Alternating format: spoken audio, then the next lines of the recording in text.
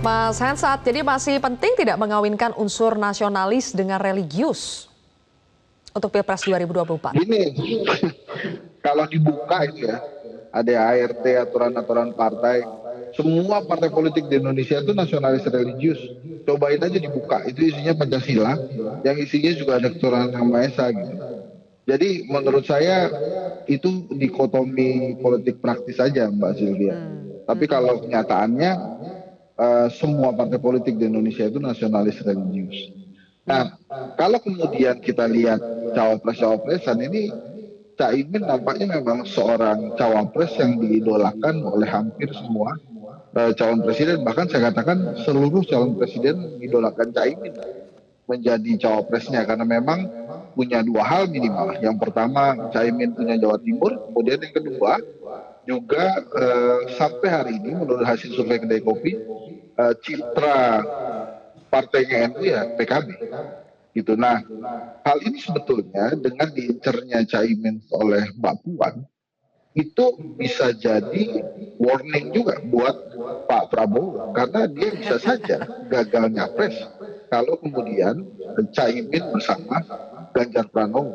Nah, Mbak Puan dalam rangka melakukan silaturahim, kemudian perbaikan citra supaya PDI Perjuangan juga tidak disangka sombong atau tidak dianggap sombong, terus melakukan penjajakan-penjajakan ini. Tapi Mbak Zilvia jangan lupa, sangat mungkin bila kemudian penjajakan-penjajakan ini tidak membuahkan hasil, PDI Perjuangan akan memilih wakil presiden Ganjar Pranowo dari kalangan PDI Perjuangan sendiri. Karena di situ kan banyak tokohnya. Pak Nusirwan paham betul kebanjiran tokoh PDI Perjuangan, dimulai dari nama Mbak Puan Maharani sendiri misalnya, atau Budiman Sujatmiko misalnya, atau nama lain. Ya, tapi Mas Hensat, dari nama-nama yang muncul di Metro sebentar ya, telepon balik.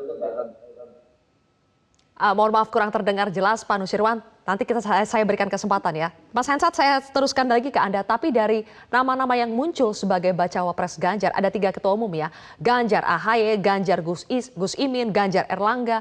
Mana yang paling memungkinkan duet dengan Ganjar?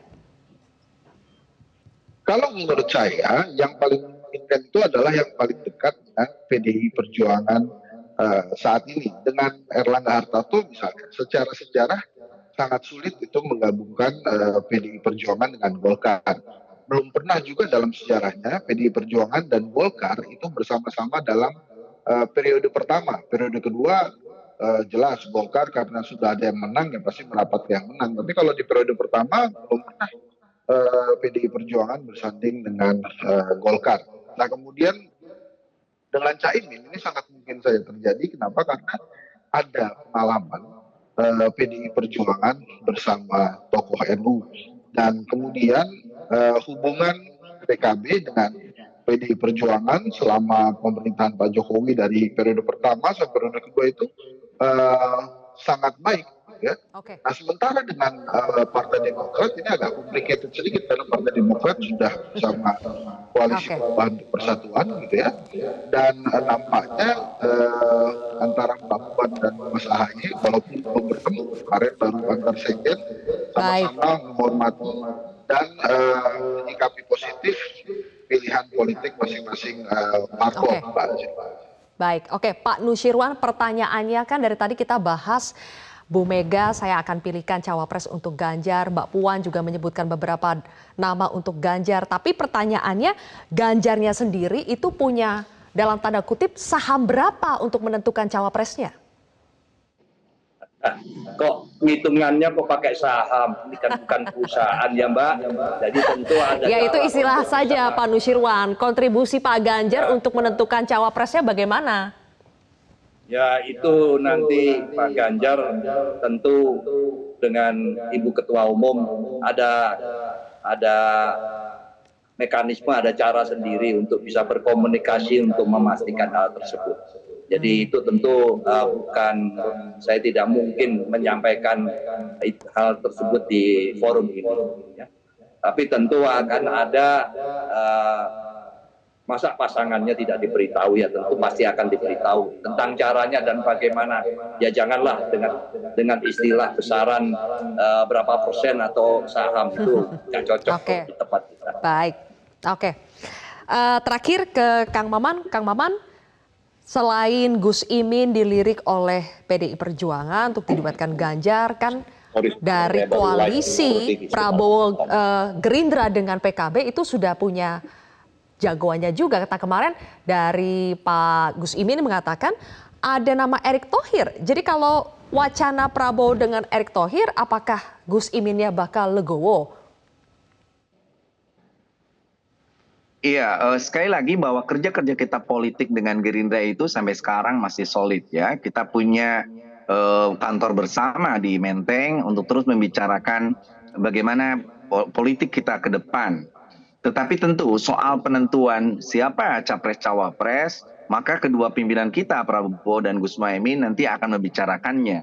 Persoalannya bukan soal legowo atau tidak legowo. Kita punya daya tawar. Kenapa misalnya PKB tetap sesuai amanat dari Muktamar mengamanatkan agar Gus Muhaimin sendiri yang maju dan kita terus melakukan komunikasi sehingga nanti misalnya kalau Pak Prabowo memilih lain misalnya Erick Thohir dan lain sebagainya, di rapat kemarin kita memutuskan kita akan melakukan kajian ulang tentang positioning kita. Nah, apalagi hari ini semakin terbuka komunikasi-komunikasi bahwa misalnya KIB yang terbentuk tiba-tiba yang mendukung Pak Ganjar, P3 dan lain sebagainya udah masuk. Berarti KIB bagaimana posisinya? Begitu pula hari ini ketika koalisi perubahan muncullah ada AHY disebut oleh Mbak Puan, ini kan begitu betapa cairnya koalisi dan belum pastinya siapa pasangan-pasangan itu sendiri. Jadi belum ada koalisi yang benar-benar solid sampai Pilpres 2024 ya, Kang Maman? Saya rasa belum ada ya, belum ada. Jadi kalau misalnya calon presidennya itu ada Pak Ganjar itu yang pasti maju karena PDIP punya tiket sendiri. Justru Pak Prabowo yang kemungkinan kalau masih juga sulit mencari cawapresnya dan lain sebagainya, seperti yang dibilang Pak Hensat, justru akan terancam tidak bisa nyapres juga gitu. Nah begitu pula ketika misalnya Bang Anies, Mas Anies seperti itu, tiba-tiba Pak AHY-nya dalam tanda kutip terbujuk rayu untuk berharap kepada kelain hati dan lain sebagainya, maka bubar juga Anies. Maka yang udah pasti di sana ada Ganjar. Siapa cawapresnya itu yang menarik menurut saya. Oke, baik kalau begitu kita sama-sama lihat ya pergerakan politik yang masih sangat dinamis ini. Terima kasih Pak Nusyirwan, Kang Maman dan juga Mas Hensat. Terima kasih sudah bergabung di Prime Time News hari ini. Terima kasih, Pak Nusyirwan. Pemirsa, kami masih akan hadir lagi dengan sejumlah informasi lainnya tetap di Prime Time News.